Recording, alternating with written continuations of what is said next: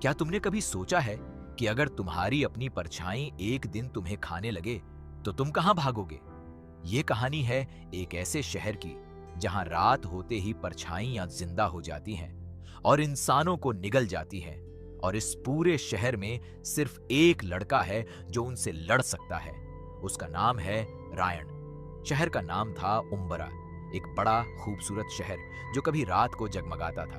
ऊंची इमारतें, चमकती सड़कें, हंसते खेलते लोग। लेकिन 3 साल पहले एक रात सब कुछ बदल गया। उस रात एक काला तूफान आया था, कोई नहीं जानता कहां से। वो तूफान सिर्फ 10 मिनट रहा, लेकिन उन 10 मिनटों में पूरे शहर की परछाइयां बदल गईं। अब वो सिर्फ रोशनी का खेल नहीं थी, वो जीती थी, वो सोचती थी और वो भूखी थी। पहली रात 300 लोग गायब हुए, दूसरी रात 500। सरकार ने कर्फ्यू लगाया, वैज्ञानिकों को बुलाया, सेना भेजी, लेकिन गोलियां परछाइयों को छूती नहीं थी। बम उनका कुछ नहीं बिगाड़ते थे। जो भी उनके पास गया वो वापस नहीं आया। शहर में रात को बाहर निकलना मतलब मौत। लोगों ने अपने घर सील कर लिए, खिड़कियां बंद, दरवाजे बंद। रोशनी दिन भर जलती रही, लेकिन परछाइयां होशियार थीं। वो रोशनी के बीच से रास्ता ढूंढती थी। हर रात कोई न कोई घर खाली हो जाता था। इसी शहर की एक छोटी सी इमारत में रहता था रायन, 19 साल का, दुबला पतला, काले बालों वाला लड़का। उसकी आंखें अजीब थीं, एक आंख काली, एक आंख सुनहरी। लोग उसे अजीब नजरों से देखते थे। वो अकेला रहता था। उसके माँ बाप उस पहली रात में गायब हो गए थे। उसके साथ बस थी एक पुरानी डायरी उसके दादा की, जिसमें अजीबोगरीब नक्शे और मंत्र लिखे थे, और एक काले पत्थर की अंगूठी जो उसकी माँ ने मरते वक्त नहीं, गायब होने से 1 घंटे पहले उसे दी थी और कहा था, इसे कभी मत उतारना। रायन को नहीं पता था क्यों, लेकिन उसने कभी नहीं उतारी। उसके 2 दोस्त थे। पहली थी मीरा, एक लंबी, तेज आवाज वाली लड़की जो पत्रकार बनना चाहती थी और हर चीज की जांच करती थी। दूसरा था तारेक, मोटा, मजेदार, हमेशा कुछ न कुछ खाते हुए, लेकिन दिल का बहुत अच्छा। ये तीनों एक ही बिल्डिंग में रहते थे और एक दूसरे के लिए परिवार थे। एक रात रायन छत पर था। नीचे सड़क पर एक बच्ची थी, अकेली रो रही थी, शायद 8-9 साल की। रायन समझ गया वो खो गई है, और रात थी, परछाइयों का वक्त। रायन ने नीचे जाने का फैसला किया। मीरा ने रोका, पागल हो गए हो, रात को बाहर जाओगे? रायन बोला, वो बच्ची है। मीरा कुछ नहीं बोली। वो जानती थी रायन को रोका नहीं जा सकता। रायन नीचे उतरा। सड़क पर आते ही उसने महसूस किया ठंड, अजीब ठंड, जैसे हवा जम गई हो। और फिर उसने देखा, दीवार पर परछाइयां हिल रही थीं, लेकिन कोई नहीं था जो उन्हें बना रहा हो। वो खुद से हिल रही थीं, धीरे धीरे उस बच्ची की तरफ बढ़ रही थीं। रायन दौड़ा, उसने बच्ची को उठाया और भागा। पीछे से एक अजीब आवाज आई, जैसे कांच टूट रहा हो या हड्डियां चटक रही हो। परछाइयां पीछे आ रही थीं, तेज, बहुत तेज। रायन ने एक गली पकड़ी, दौड़ा, मुड़ा और अचानक ठोकर खाई, गिरा। बच्ची उसके हाथ से छूट गई, लेकिन सुरक्षित थी। परछाई ने रायन को घेर लिया। वो उठ नहीं सका। परछाई ने हाथ उठाया, एक काला लंबा हाथ, और रायन की तरफ बढ़ा। और तभी उसकी अंगूठी जली, एक सुनहरी रोशनी। परछाई पीछे हटी।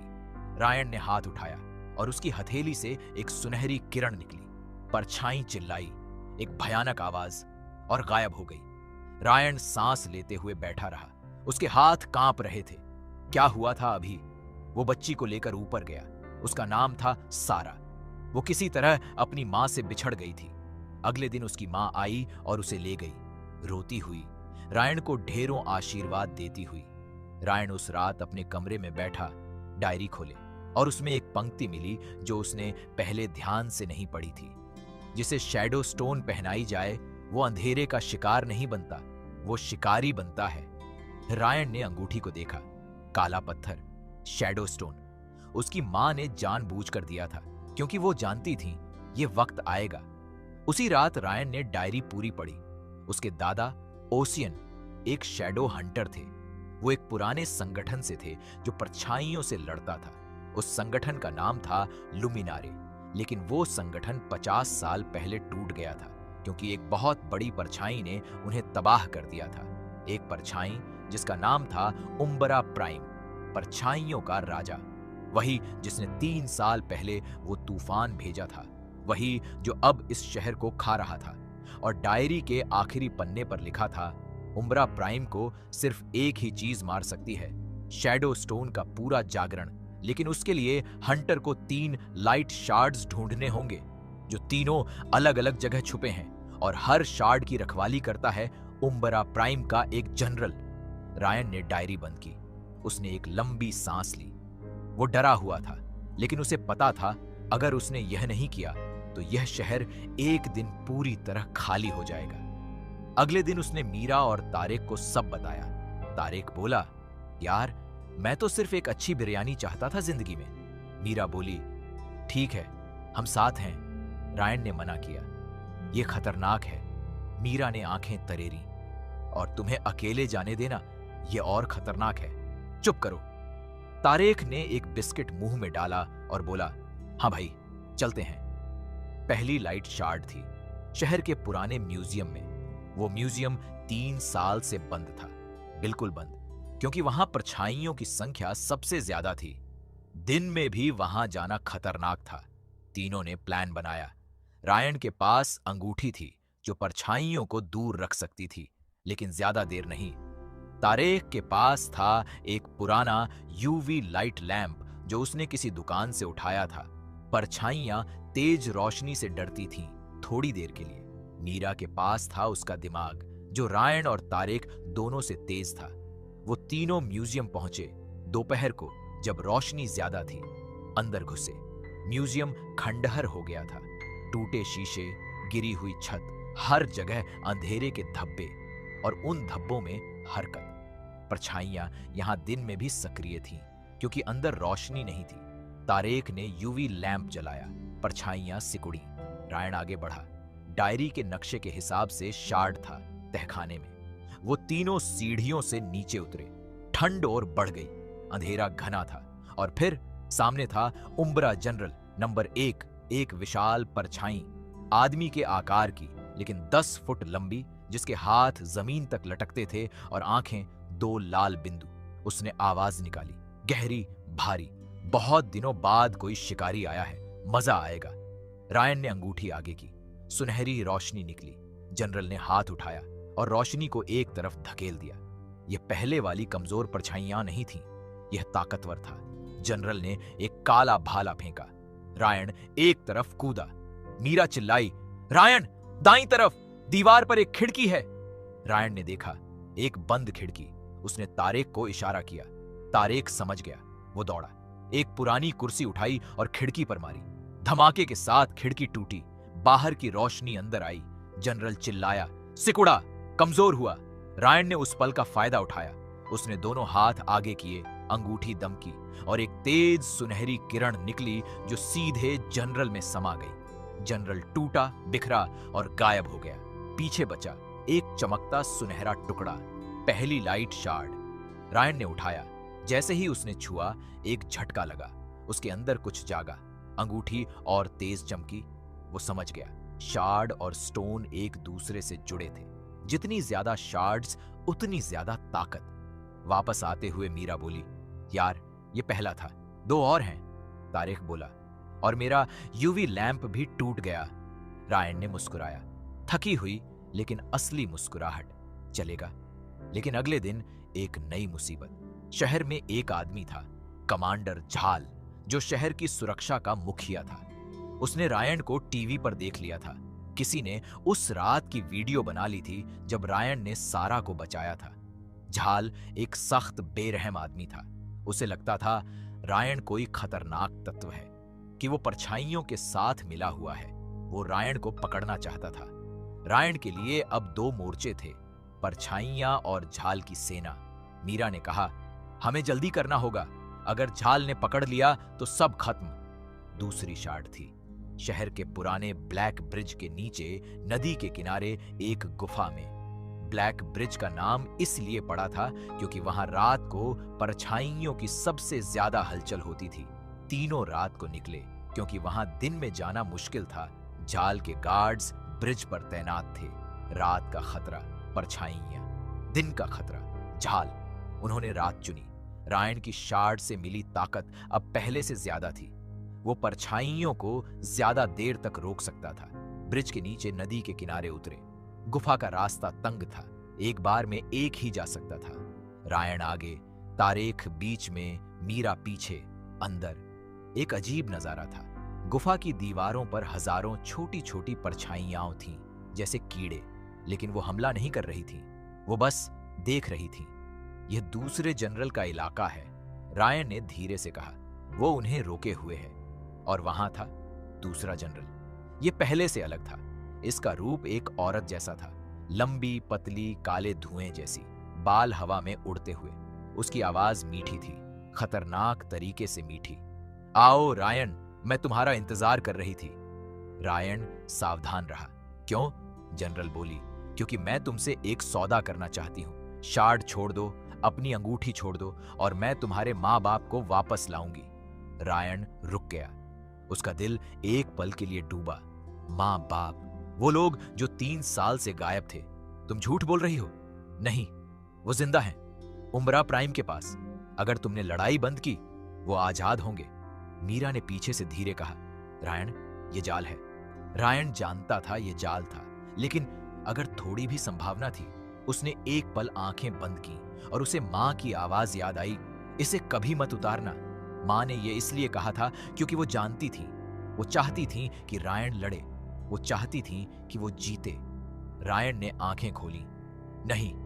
जनरल की मीठी आवाज बदली। एक चीख में वो झपटी। रायन ने अंगूठी आगे की, लेकिन इस बार जनरल ने खुद को धुएं में बदल लिया। रोशनी उसमें से गुजर गई। तारेख चिल्लाया, यार, यह तो पारदर्शी हो गई। मीरा दौड़ी एक तरफ और उसने अपने बैग से एक शीशी निकाली। नमक और कुछ और मिला हुआ। रायन की डायरी में एक नुस्खा था। उसने वो मिश्रण जनरल पर फेंका। जनरल चिल्लाई, धुआं जमने लगा। वो ठोस हुई एक पल के लिए, और उस पल में रायन ने दोनों हाथों से पूरी ताकत लगाई। सुनहरी रोशनी, इतनी तेज कि पूरी गुफा जगमगा गई। जनरल टूटी, बिखरी, गायब हुई। दूसरी लाइट, शार्ड, मिल गई। रायन ने उठाया। अंगूठी और तेज जली। उसके पूरे हाथ में सुनहरी नसें दिखने लगी। थोड़ी देर के लिए वो और ताकतवर हो गया था। वापस आते हुए रायन चुप था। तारेख ने पूछा, यार, वो बोली कि माँ बाप जिंदा हैं। रायन बोला, हाँ। तो? रायन ने आगे देखा तो उम्बरा प्राइम को खत्म करना और भी जरूरी है। लेकिन अगले दिन झाल के गार्ड्स ने तारेख को पकड़ लिया। वो शहर से बाहर निकलने की कोशिश कर रहे थे कि गार्ड्स ने घेर लिया। तारेख को हिरासत में ले लिया गया। झाल का मैसेज आया, रायन, अगर खुद को सरेंडर किया तो तुम्हारे दोस्त को छोड़ देंगे। मीरा ने कहा, यह भी जाल है। रायन बोला, मुझे पता है। तो? लेकिन तारेख को छोड़ना भी नहीं। रायन अकेला गया। झाल के हेडक्वार्टर, खुद से, बिना हथियार दिखाए। झाल एक बड़े कमरे में बैठा था, 50 साल का, कड़क चेहरा, वर्दी में। उसने रायन को देखा और बोला, बैठो। रायन बैठा। झाल बोला, तुम परछाइयों से लड़ रहे हो? हां। क्यों? क्योंकि और कोई नहीं लड़ सकता। झाल चुप रहा, फिर बोला, तुम्हें पता है, इस शहर में अब सिर्फ 30,000 लोग बचे हैं। 3 साल पहले 10 लाख थे। रायन को यह सुनकर धक्का लगा। उसे पूरी संख्या पता नहीं थी। झाल बोला, मैं तुम्हारा दुश्मन नहीं हूं, बच्चे, मैं बस डरा हुआ हूं, और जब कोई ऐसी चीज करता है जो मुझे समझ नहीं आती, मैं उसे रोकता हूं। रायन ने उसे सब बताया, पूरा, डायरी से लेकर शार्ड्स तक। झाल सुनता रहा, लंबे समय तक चुप रहा। फिर उसने तारेख को छोड़ने का हुक्म दिया और बोला, तीसरी शार्ड कहां है? रायन ने बताया, शहर के बीचों बीच, पुराने सिटी हॉल में, वो इमारत जो 3 साल से पूरी तरह अंधेरे में डूबी थी। झाल ने कहा, मेरे गार्ड्स बाहर से रोशनी का घेरा बनाएंगे, तुम अंदर जाओ। पहली बार रायन को किसी बड़े ने साथ दिया था। रात को एक बड़ी टीम बनी। झाल के गार्ड्स, बड़े बड़े फ्लड लाइट ट्रक, और रायन, मीरा, तारेक। सिटी हॉल के बाहर फ्लड लाइट्स लगाईं चारों तरफ। परछाइयां चीखती हुई पीछे हटी। रायन, मीरा, तारेक अंदर घुसे। सिटी हॉल विशाल था, गोल छत, टूटी कुर्सियां, गिरे हुए झूमर, और बीचों बीच एक मंच पर खड़ा था तीसरा जनरल। ये सबसे बड़ा था, एक विशाल आकृति, पूरी तरह काली, आंखें नहीं, सिर्फ एक खाली चेहरा, लेकिन उसके चारों तरफ दर्जनों छोटी परछाइयां घूम रही थीं, एक पूरी फौज। रायन आगे बढ़ा। जनरल ने हाथ उठाया और छोटी परछाइयां झपटी। तारेक के पास एक नई चीज थी, झाल के गार्ड से मिले छोटे फ्लैश ग्रेनेड। उसने एक फेंका, धमाका, रोशनी, परछाइयां बिखरी। मीरा ने अपनी मिश्रण वाली शीशियां फेंकी जनरल पर। जनरल हिला, लेकिन टूटा नहीं, बहुत ताकतवर था। उसने एक बड़ा काला हाथ उठाया और रायन को दूर फेंक दिया। रायन दीवार से टकराया, दर्द हुआ। मीरा चिल्लाई, रायन! रायन उठा, धीरे धीरे। उसके हाथ कांप रहे थे। उसने 2 शार्ड्स थामी जो उसके पास थीं, और अंगूठी की तरफ देखा। डायरी में लिखा था, दोनों शार्ड्स को एक साथ पकड़कर अंगूठी से जोड़ो तो ताकत कई गुना बढ़ जाती है। रायन ने वो किया। दोनों शार्ड्स को अंगूठी से छुआया और एक विस्फोट हुआ, सुनहरी रोशनी का, इतनी तेज कि पूरी इमारत जगमगा उठी। जनरल चीखा, सिकुड़ा। रायन ने पूरी ताकत से एक किरण छोड़ी और जनरल टूट गया, बिखर गया, गायब हो गया। तीसरी लाइट शार्ड मिल गई और अंगूठी अब पूरी तरह जागृत हो गई। रायन के पूरे शरीर पर सुनहरी रोशनी थी। वो एक अलग ही स्तर पर था अब। झाल बाहर था। जब रायन निकला, उसने झाल को देखा। झाल की आंखें रायन की रोशनी देखकर चौड़ी हो गईं। उसने धीरे से कहा, भगवान। रायन बोला, अभी एक और काम बाकी है। अब असली लड़ाई, उम्ब्रा प्राइम। डायरी के हिसाब से तीनों शार्ड्स एकत्र होने के बाद उम्ब्रा प्राइम खुद सामने आता है, क्योंकि वो जानता है अब खतरा असली है। उसी रात आसमान काला हो गया। शहर में एक ठंडी आंधी आई, सड़कें कांपी और एक आवाज इतनी गहरी कि जमीन हिल गई, गूंजी। रायन, वो आ गया था, उम्ब्रा प्राइम।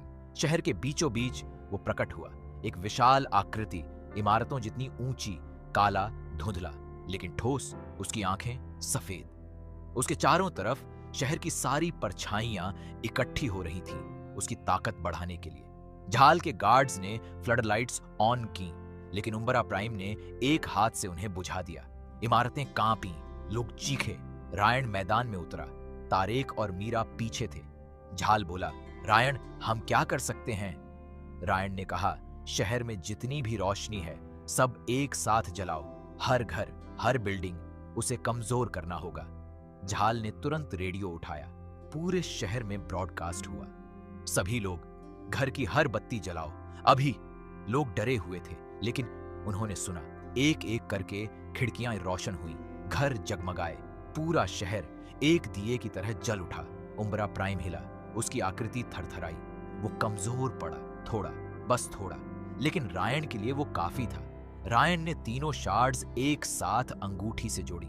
उसके पूरे शरीर से सुनहरी रोशनी फूटी। वो भागा उम्ब्रा प्राइम की तरफ। उम्ब्रा प्राइम ने एक काला हाथ गिराया। रायन एक तरफ से कूदा, दूसरा हाथ आया। रायन ने अंगूठी से रोका। जोर का धक्का। उम्ब्रा प्राइम की आवाज आई, तुम एक बच्चे हो, तुम मुझे नहीं हरा सकते। रायन ने जवाब नहीं दिया। वो और ऊंचा कूदा, एक इमारत की छत पर। उम्ब्रा प्राइम ने उसका पीछा किया। रायन दौड़ा, छत से छत, और फिर वो उम्ब्रा प्राइम के सामने रुक गया। आमने सामने, विशाल अंधेरे के सामने, एक छोटा लड़का सुनहरी रोशनी में नहाया हुआ। उम्ब्रा प्राइम बोला, तुम्हारे माँ बाप मेरे पास हैं। अगर तुमने यह शार्ड्स छोड़ दिए, वो जिंदा रहेंगे। रायन की आंखें भर आईं। सच में उसे माँ बाप की याद आई, उनकी खुशबू, उनकी आवाज, उनका चेहरा। एक पल के लिए वो टूटा, लेकिन फिर उसने याद किया मीरा की आवाज, जाल है, तारेक का चेहरा जो हमेशा हंसता था, सारा, वो बच्ची जिसे उसने बचाया था, 30,000 लोग जो इस शहर में बचे थे, और वो सब जो अब तक खो गए थे। रायन ने आंसू पोंछे। नहीं, उसने दोनों हाथ उठाए। तीनों शार्ड्स चमकी, अंगूठी जगमगाई, और एक ऐसी किरण निकली जो रायन ने पहले कभी नहीं देखी थी। सुनहरी नहीं, सफेद, शुद्ध, अंधाधुंध सफेद। वो किरण उम्ब्रा प्राइम के सीने में घुसी। उम्ब्रा प्राइम चीखा, एक आवाज जो पूरे शहर ने सुनी। वो टूटने लगा, बिखरने लगा। काली परछाइयां जो उसके इर्द गिर्द थीं, वो भी बिखरने लगी। एक एक करके सड़कों से, दीवारों से, इमारतों से परछाइयां उड़ने लगीं, गायब होने लगीं। उमरा प्राइम की आवाज आखिरी बार आई, यह खत्म नहीं हुआ। और फिर एक बड़ा धमाका, सफेद रोशनी, और सब शांत हो गया। रायन छत पर गिरा, थका हुआ, टूटा हुआ, लेकिन जिंदा। नीचे से मीरा चिल्लाई, रायन, रायन! तारेक चिल्लाया, यार बोलो कुछ, डरा दिया। रायन ने धीरे से एक हाथ ऊपर किया, जिंदा हूं। और फिर एक अजीब बात हुई। शहर में जहां जहां परछाइयां थीं, वहां एक हल्की सुनहरी धुंध आई, और उस धुंध में से लोग निकलने लगे जो 3 साल से गायब थे, भटके हुए, भूले हुए, लेकिन जिंदा।